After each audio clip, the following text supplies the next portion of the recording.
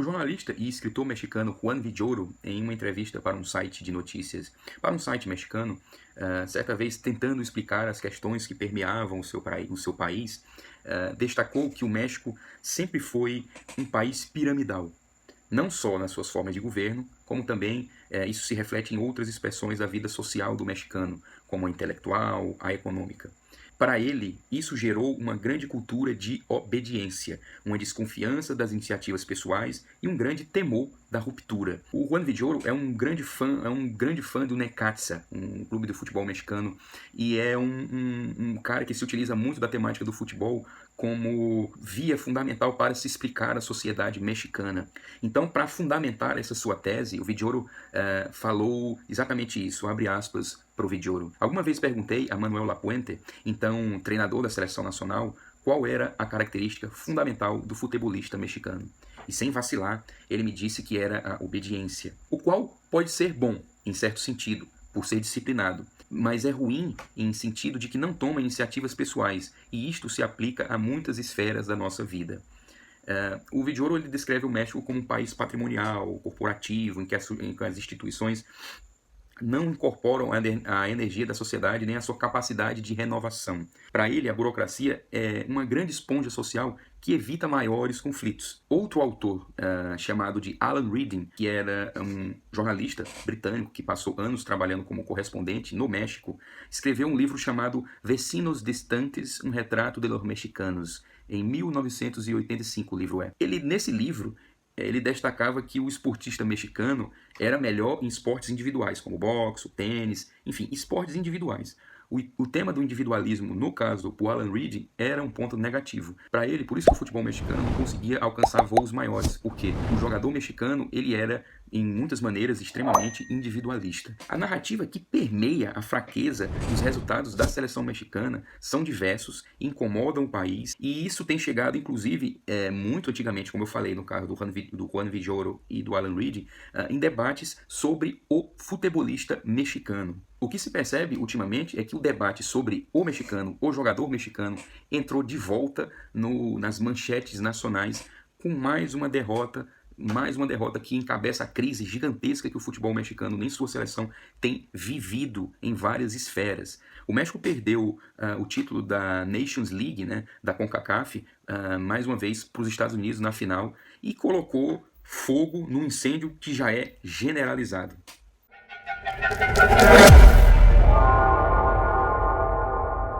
A falta de mentalidade, a falta de um aprendizado maior em outros lugares com maior força futebolística, como, por exemplo, a Europa, principalmente a Europa, tem sido fontes de debates na imprensa e em vários lugares. Aqui temos alguns exemplos.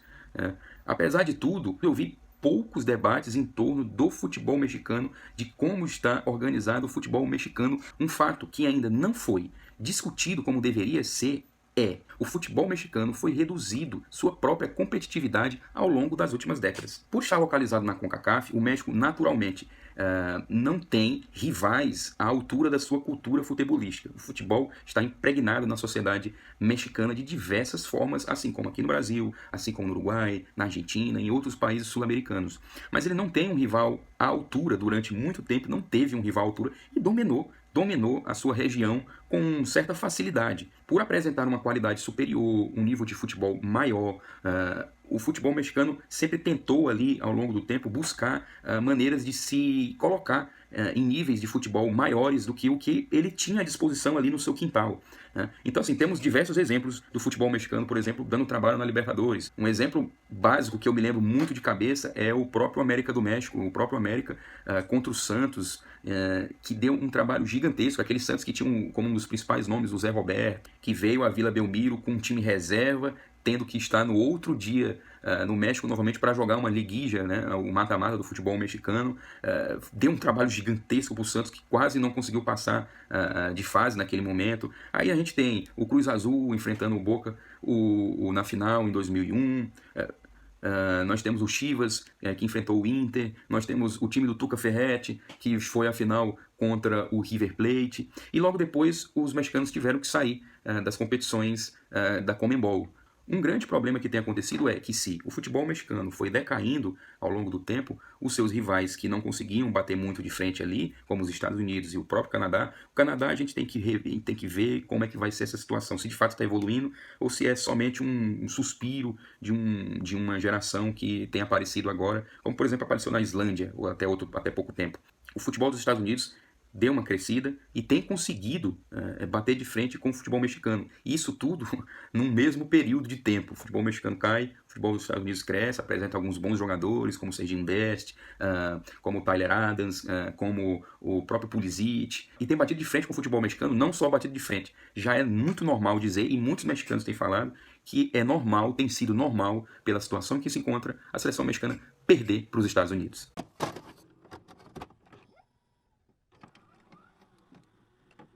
Ok, mas o que eu quis dizer com o fato de que o futebol mexicano ele tem reduzido a sua própria competitividade é simples.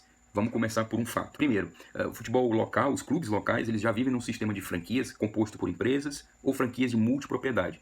Os donos podem ser donos de mais de um clube, ainda que eles disputem entre si no campeonato. Ok, isso gera um baita conflito de interesses gigantesco, que inclusive chega na federação local. Os donos, eles têm certo poder dentro da federação nos rumos que o futebol mexicano toma, nos rumos que a seleção mexicana toma também. Esse sistema de franquias, né, gera algumas controvérsias bizonhas, assim, algo que existe bastante que é meio natural para eles nos Estados Unidos, para o mundo do futebol não é. Por exemplo, um dos casos é o Monarcas Morelia, que se transformou em Mazatlán e mudou de cidade justamente por conta de incentivos do governo estadual para trazer um time para lá.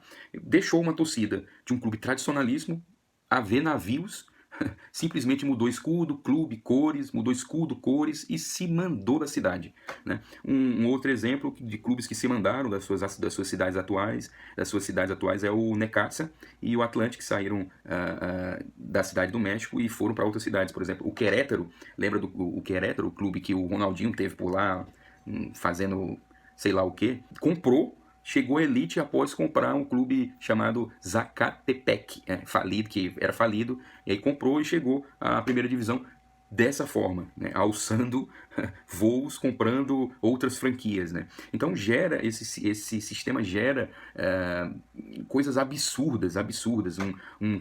Lembrando, hein, o Monarcas ele está na Liga de Expansión, né, o clube lá na cidade se reinventou, reviveu e enfim, e já tem, a equipe voltou, já continua jogando, mas na segunda divisão, a chamada Liga de Expansión. Então assim, é um sistema de franquias que gera conflito de interesses, geram coisas absurdas e bizonhas, como o que eu falei para vocês. Agora, dentro de campo, eu continuo achando bizarro o tal do sistema de torneios curtos, que é jogado no futebol mexicano desde 96, o tal do clausura, ou apertura, através do sistema de liguillas, que é o mata-mata, né? Antigamente passavam 8, que se enfrentavam em mata-mata até a grande final. Então, assim, você desvaloriza o campeonato, dando 2 títulos por ano para esse campeonato. Você forma gerações de jogadores acostumados a jogar torneios curtos, trabalhos pensados em curto prazo para um torneio muito pequeno, por exemplo, que não é o ideal para o desenvolvimento do futebolista mexicano, não é o ideal. Atualmente, a redução da competitividade chegou a um limite tão bizonho que temos um torneio com 18 equipes. 18. Lembra que antigamente passavam 8. Era que nem era jogado o Campeonato Brasileiro aqui. Antigamente jogavam 20 e tantos, diminuíam, 8 se classificavam para as oitavas de final e aí seguia até a grande final. Pois é, o sistema de liguilhas era exatamente a mesma coisa, só que hoje se classificam 12.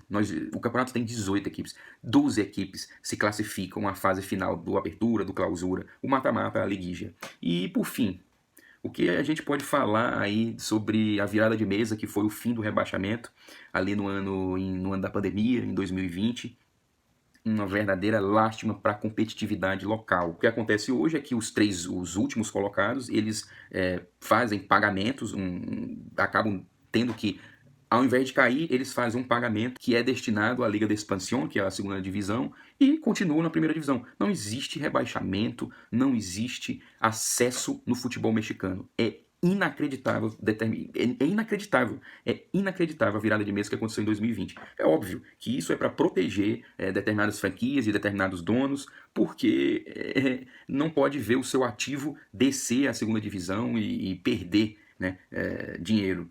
Outra coisa que tem se falado muito é sobre a questão dos estrangeiros no futebol mexicano, que eu acho que é meio natural que essa discussão aconteça. É uma discussão que há alguns anos deve acontecer aqui no Brasil, com o poder econômico que o futebol brasileiro tem tido nas últimas décadas. Tem sido natural buscar jogadores de outros países sul-americanos que não têm a força econômica, que não tem mais até, no caso da Argentina, a força econômica de segurar seus melhores jogadores no futebol local. O futebol mexicano já vive isso há algum tempo. O sistema de franquias, ao mesmo tempo que é bizonho, ele é capaz de trazer de proporcionar condições aos clubes locais de trazer grandes jogadores para jogarem a Liga MX, né? A gente pôde ver o Tigres, treinado pelo Ferretti, que tinha Gignac, que tinha Valência, né? Que tinha Valência, assim, era um belíssimo time, mas era um belíssimo time caro, inclusive, muito caro. Então, muito tem se discutido sobre a quantidade de estrangeiros no futebol local. Atualmente, acho que o número de argentinos é talvez o maior que existe no atual, jogando no futebol, na Liga MX atual. É fundamental que se proteja um certo espaço ao jogador mexicano, ao desenvolvimento do jogador mexicano. Não apenas aí no Chivas, que mantém a sua tradição de só contar com jogadores locais, mas em outros clubes, nas tais outras franquias também. É necessário que isso aconteça. Até por isso, tem se pensado muito em naturalização de alguns jogadores. O Quiñones, que joga no América do México, foi um dos últimos a se naturalizar. Belíssimo jogador. Teve aí na final da Nations League, né, da CONCACAF Nations League aí, no banco de reservas, né? Outro que tem que se pensado em naturalização é o Fidalgo, que é espanhol, que é um grandíssimo jogador, um dos grandes jogadores desse atual América, já campeão, e atrás de um bicampeonato, e atrás da Conca Champions aí. Estão pensando em naturalização dele também. A quantidade de discutir essa quantidade de estrangeiros ela é importante para também fornecer espaço, condições para o jogador local se desenvolver. É muito importante isso daí.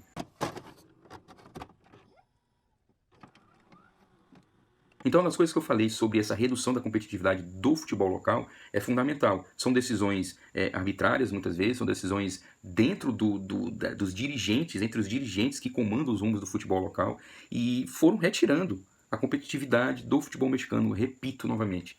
Tais medidas como o fim do acesso, o fim do rebaixamento, esse sistema de franquias que é meio complicado, que gera um conflito de interesses dentro da Federação Mexicana, né? O número crescente de estrangeiros que a Liga MX teve nos últimos tempos é também um ponto a se discutir, é muito importante que se discuta.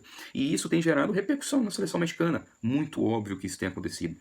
O ano de 2000, a Copa de 2022 foi um fracasso retumbante, mas era algo que já se esperava. O futebol jogado da seleção mexicana sob o comando do Tata Martino era horrível, era pavoroso. A seleção mexicana chegou em um nível em que não se esperava muita coisa dela, não existia uma esperança muito grande. As discussões sobre a qualidade do jogador mexicano, nesse momento, elas são irrelevantes. Hein? É preciso pensar os problemas do futebol local, principalmente essa redução dessa competitividade, melhorias em muitos aspectos. O futebol mexicano ele tem condições financeiras. É preciso uma melhoria na formação de base, nas condições táticas. Assim, muito se fala em levar o jogador mexicano para a Europa e tal, mas isso também tem que ser algo natural, formar um jogador com qualidade, em que os clubes europeus fiquem de olho, opa, esse aqui é interessante, tal qual como acontece aqui na Argentina, no Brasil, no Equador ultimamente. No Equador, inclusive, está aí um grande case de sucesso que é interessante o futebol mexicano, por exemplo, ficar de olho. Por isso a seleção mexicana segue aí moendo técnicos em busca de alguém, um Messias que vá salvar essa seleção dessa série de frustrações, né? Dessa queda repentina de rendimento gritante. Né? Então a máquina de moer técnicos está aí. Depois o Tata trouxeram o Diego Coca, por algum motivo que eu desconheço. Passou pouco tempo, depois tomou uma surra dos Estados Unidos e foi demitido. Veio o Jimmy Lozano, que está atualmente no cargo, para apagar incêndio, conseguiu levar uma Copa Ouro, mas novamente tem esbarrado nos Estados Unidos e nos 2-0 dos Estados Unidos. Então assim, o futebol americano ele foi matando a sua própria competitividade. E hoje ele encontra rivais locais com mais capacidade do que em outros tempos, né? Então assim, o que tem gerado é um ambiente de pura desconfiança do torcedor mexicano com a seleção, dos dirigentes, de quem toma os rumos do futebol local. É muito normal você entrar em qualquer comentário de gente falando que a seleção mexicana da Televisa é a seleção mexicana da Televisa, cheia de frustrações e derrotas, porque essa Liga MX é isso, é assim assado e tal. Então, assim, as discussões sobre a qualidade do jogador mexicano nesse momento, elas são irrelevantes frente aos problemas que a gente tem visto no futebol local. Apesar disso, eu sou contra a maré e digo, o futebol local, o futebol mexicano ainda gera ótimos jogadores. Essa seleção tem bons jogadores capazes de jogar um futebol muito melhor do que tem jogado, por exemplo. É preciso discutir algumas escolhas do Jimmy Lozano para essa seleção. A manutenção do Ochoa, tendo um Malagón que tem feito partidas excelentes no América e já tem sim condições de se perpetuar como número 1. É preciso mais do que nunca a seleção mexicana acabar com esse período que não termina nunca do Guillermo Ochoa no gol da El Tri.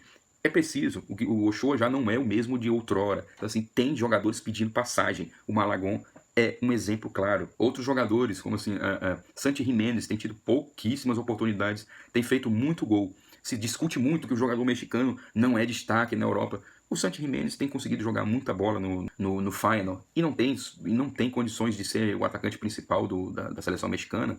Né? O Henry Martin, eu não considero um grande atacante, ele tem seus momentos, eu tenho algumas dificuldades de entender o futebol do Henry Martin. Em alguns momentos ele é genial, em outros ele é bem tosco. O fato é que o México, como um país que possui uma cultura futebolística muito forte, ele não pode se contentar e achar normal perder para os Estados Unidos, que, por exemplo, chama o futebol de soccer. Né?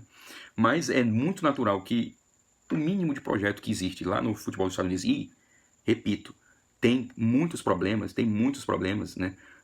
O desenvolvimento do futebol local lá nos Estados Unidos, ele nos últimos anos tem proporcionado jogadores com maiores condições de, por exemplo, ser importantes na Europa, né? Muito tem se falado sobre o que o jogador mexicano não consegue vencer na Europa, geralmente vai e os que decidem ir à Europa acabam não ficando em grandes clubes, não são destaque em grandes clubes. O último que tem sido atacado é o Diego Lainez, que retornou ao Tigres, né? E o Jimmy Lozano, que voltou ao PSV depois de uma passagem meio mais ou menos no Napoli.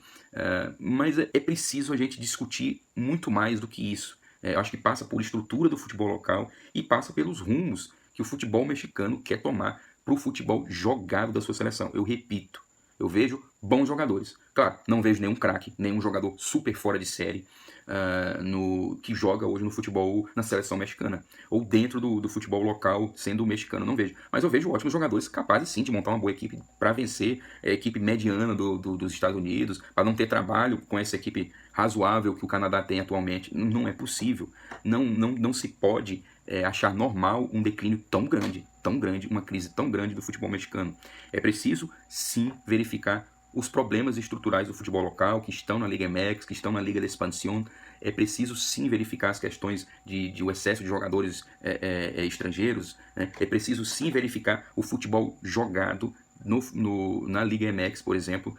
Eu vejo como muito interessante a chegada do Anselmi, que está no Cruz Azul, trazendo rotinas e tipos de um jogo que se assemelha muito ao que é jogado na Europa.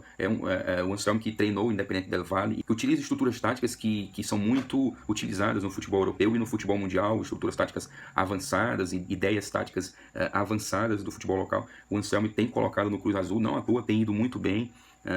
Eu vejo uma evolução tática no futebol mexicano, mas que ainda não chega à seleção. O Jimmy Lozano, até por isso, ele é muito questionado e tem que ser questionado. O futebol jogado da seleção mexicana é muito ruim e o país, o México, como uma cultura futebolística importante para o mundo do futebol, ele não pode se contentar com tão pouco. No final do ano passado, a diretiva da Federação Mexicana e da Liga MX, eles divulgaram um tal de pacote de reformas estruturais para o futebol mexicano, depois os ridículos resultados aí da Copa do Mundo, do futebol feminino também. Mas aqui a gente chega aí em meados do meio de abril e pouco se viu. O México vai receber a próxima Copa do Mundo, até por isso eles tentaram já, meu Deus, a gente precisa fazer alguma coisa, isso está muito ruim.